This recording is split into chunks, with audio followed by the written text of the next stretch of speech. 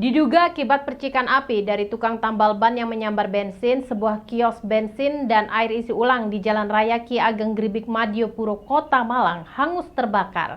Tidak ada korban jiwa dalam peristiwa tersebut, namun kerugian ditafsir mencapai puluhan juta rupiah.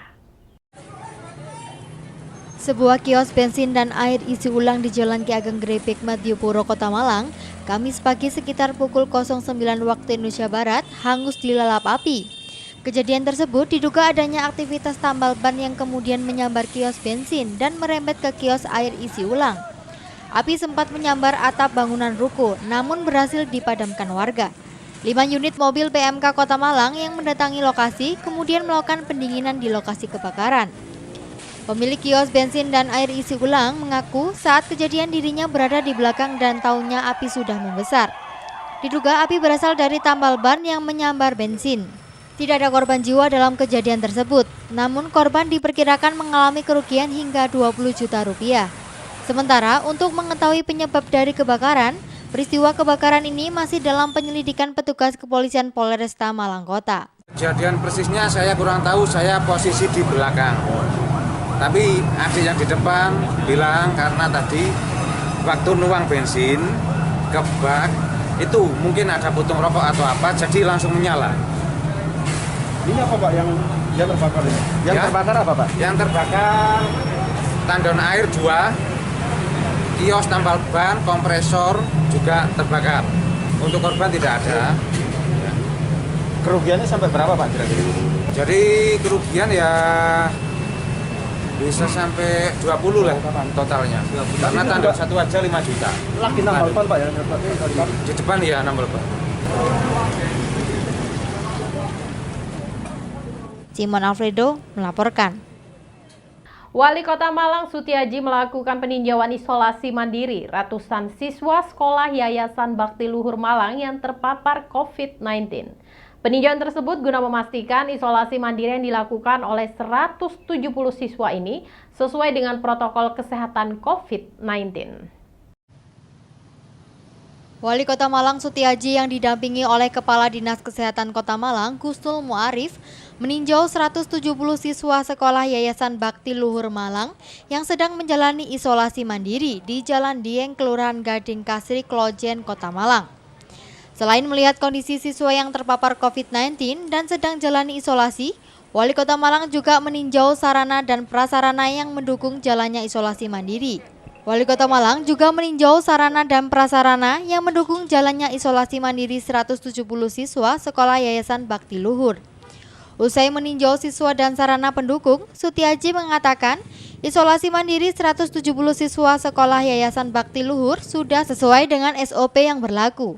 Selain itu, sarana dan prasarana mendukung isolasi mandiri sudah sesuai dengan protokol COVID-19 karena ada ketersediaan lapangan serta asupan gizi yang tercukupi.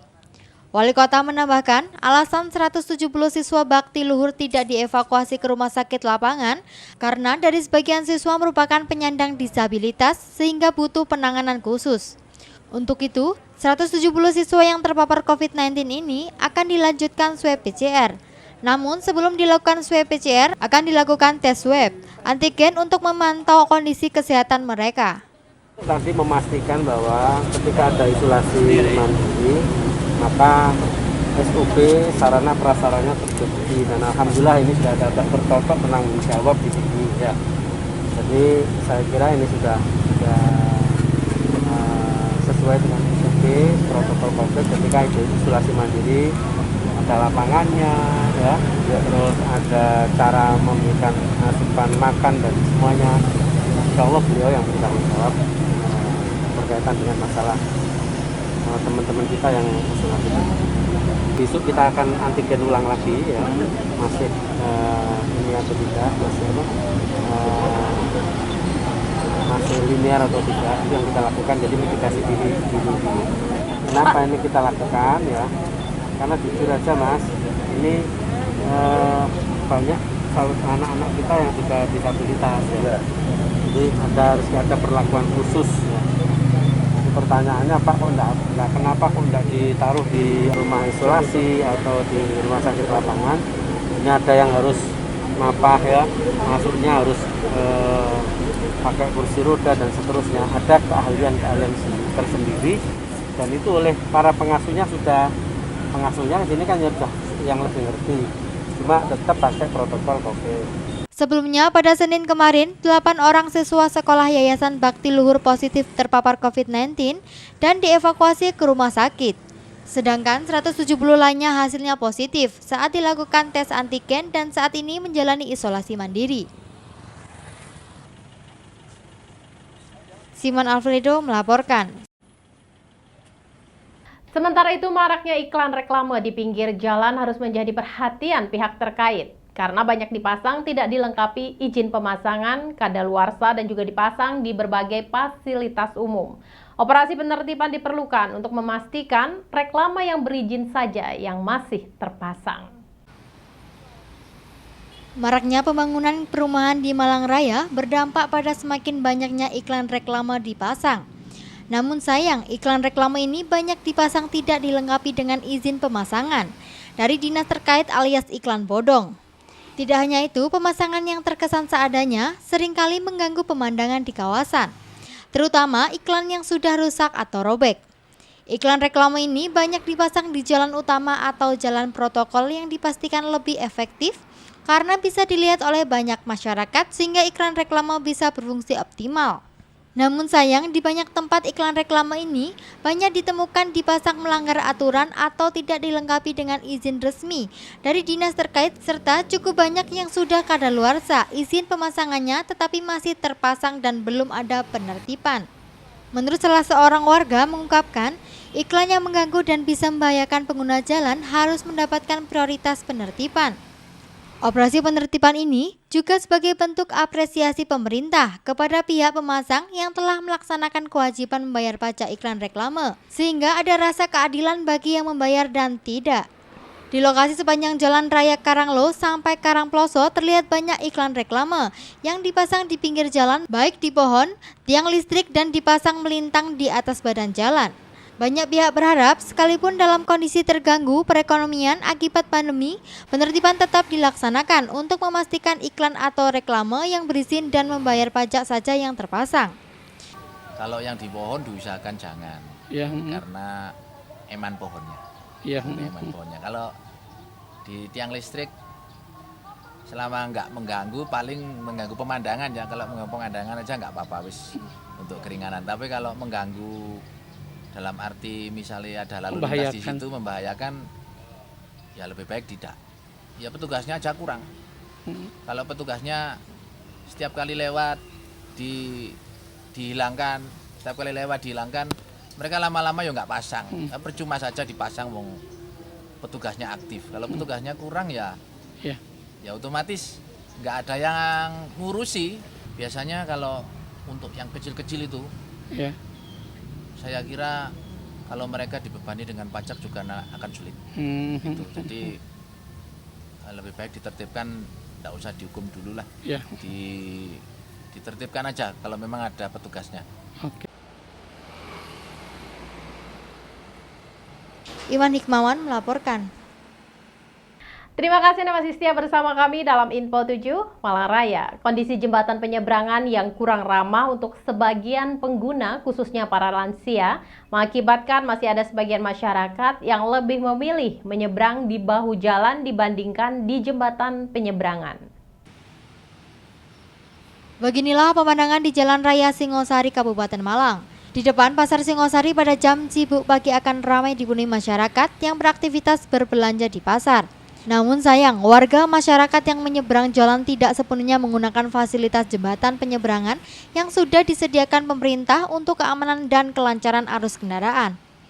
Kondisi ini terjadi karena jembatan penyeberangan untuk sebagian pengguna, khususnya para lansia, dianggap kurang ramah akibat tinggi dan juga faktor pengamanan yang dianggap kurang, sehingga sebagian pemilih menyeberang di bahu jalan. Kondisi ini harus menjadi perhatian bersama karena penyeberangan di bahu jalan juga beresiko kalau tidak hati-hati dan tidak ada petugas yang menyeberangkan, khususnya pada siang hari karena di pagi hari biasanya ada petugas dan warga yang membantu penyeberangan jalan. Salah seorang warga yang tidak mau disebut nama mengungkapkan sulit untuk naik jembatan para lansia dengan alasan tinggi dan khawatir terjatuh serta capek. Menurut salah seorang petugas parkir menjelaskan ada sebagian kecil warga yang masih menyeberang jalan di bahu jalan, serta sebagian besar menggunakan jembatan penyeberangan. Di lokasi terlihat banyak pengguna yang memanfaatkan jembatan penyeberangan untuk melintas sekalipun harus bersusah payah. Hilangnya besi spes iklan reklame di atas jembatan berdampak pada kencangnya hembusan angin dirasakan oleh para pengguna dan tidak ada penutup bagian atas menyebabkan pengguna bisa basah ketika hujan turun. Masih banyak ya yang penyeberang di bawah nggak menggunakan jalan layang, gimana? Ya berapa saja ya. Iya, tapi pagi-pagi barusan lihat banyak Ya, juga. ya. Itu kan beresiko juga Pak kalau lihat. Ya. Harusnya di jembatan. Kenapa? Harusnya di jembatan. Tapi banyak juga yang sudah sepuh ya barusan. Iya begitu. Tapi tidak ada yang nyeberangkan di bawah ya? Kadang-kadang ya ada, kadang-kadang nggak ada. Nggak ada ya? Ya. Itu kan kalau kendalanya kan nggak pernah sepi Pak gitu. Ya. Ya. Idealnya seperti apa Pak idealnya itu Pak? Idealnya ya nyebrang di jembatan penyeberangan. Ya tapi kalau sudah sepuh kan kurang ramah apalagi ketinggian segini Pak ya? Ya.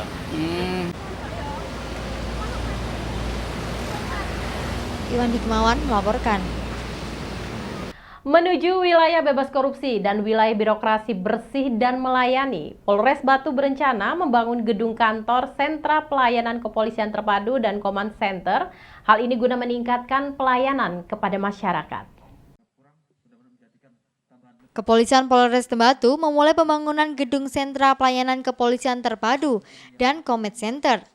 Mulainya pembangunan gedung SKPT dan Command Center ini ditandai dengan peletakan batu pertama oleh pejabat utama di Kepolisian Resort Kota Batu.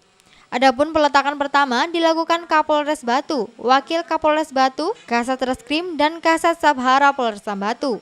Mulai pembangunan gedung SPKT dan Command Center, selain ini ditandai dengan peletakan batu pertama, juga dilakukan pemotongan tumpeng oleh Kapolres dan Wakapolres Batu. Pembangunan gedung ini bertujuan untuk tingkatkan pelayanan pada masyarakat yang nantinya sentra pelayanan kepolisian terpadu SPKT dengan dilengkapi dengan command center berisikan aplikasi apel batu 1000 mata. Kapolres Batu menjelaskan, Polres Batu tengah menuju predikat wilayah birokrasi bersih melayani atau WBBM, yang sekarang masih berpredikat wilayah bebas korupsi atau WBK. Gedung ini nanti jadi sentra pusat pelayanan masyarakat sehingga bisa memaksimalkan pelayanan Polres Batu kepada masyarakat di lingkungan hukum Polres Batu. Tidak hanya itu, nantinya di lantai 2 ada command center yang berisikan tentang aplikasi apel batu 1000 mata hasil kerjasama dengan pemerintah daerah Kota Batu dan Perhimpunan Hotel dan Resort Indonesia Kota Batu.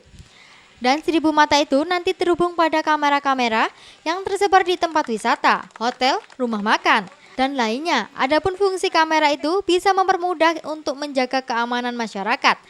Lalu bila ada kejadian bisa mempermudah petugas mengungkap sebuah permasalahan. Pembangunan gedung SPKT dan Command Center di Polres Batu ini rencananya ditargetkan pembangunan akan selesai 3 bulan ke depan. Terima kasih. Alhamdulillah Polres Batu insya Allah akan melaksanakan pembangunan gedung SPKT yang dimana merupakan sentra pelayanan bagi masyarakat.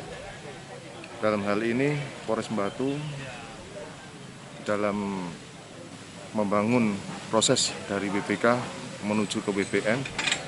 Nah, ini salah satunya merupakan peningkatan pelayanan bagi masyarakat. Selanjutnya aplikasi 1000 mata, di mana 1000 mata ini kita kerjasama dengan Pemda dan pihak PHRI. Di sini tempat wisata, perhotelan maupun rumah makan. Jadi kita membuat link kamera-kamera seluruh yang ada di tempat-tempat itu. Yanto Yanjong melaporkan. Terima kasih Anda masih setia bersama kami dalam Info 7 Malang Raya. Dirjen Pengendalian Pencemaran dan Kerusakan Lingkungan Kementerian Lingkungan Hidup dan Kehutanan MR Karliansah meresmikan instalasi pengolahan air limbah domestik atau IPAL domestik di Desa Pesanggerahan, Kota Batu. IPAL domestik ini berfungsi sebagai pengolah air limbah rumah tangga menjadi air limbah yang bisa dibuang ke sungai dan bisa dimanfaatkan. Dirjen Pengendalian Pencemaran dan Kerusakan Lingkungan, Kementerian Lingkungan Hidup Republik Indonesia, Mr. Karliansah didampingi Wakil Wali Kota Batu Punjul Santoso, meresmikan instalasi pengolahan air limbah domestik atau IPAL domestik di Desa Pesanggerahan, Kota Batu. Peresmian instalasi pengolahan air limbah atau IPAL komunal domestik untuk air limbah rumah tangga di Kota Batu. Ini dilakukan lewat prosesi penggunaan pita tanda tangan prasasti peresmian IPAL. Hadir dalam peresmian IPAL domestik tersebut, Direktur Pengendalian Pencemaran Air, Lukmi Purwandari STMSI, Wakil Wali Kota Batu, Insinyur Punjul Santoso SHMM, serta tokoh masyarakat Desa Pesanggerahan. Wakil Wali Kota Batu Punjul Santoso mengatakan bantuan proyek pengolahan limbah rumah tangga ini sangat penting dan bermanfaat. Terlebih di Batu akan ada 4 titik lagi yang dibuat serupa selain di Desa Pesanggerahan. Wawali berharap masyarakat bisa memanfaatkan bantuan ini untuk lebih peduli terhadap lingkungan. Dengan pengolahan limbah rumah tangga lewat instalasi pengolahan air limbah atau IPAL komunal domestik ini.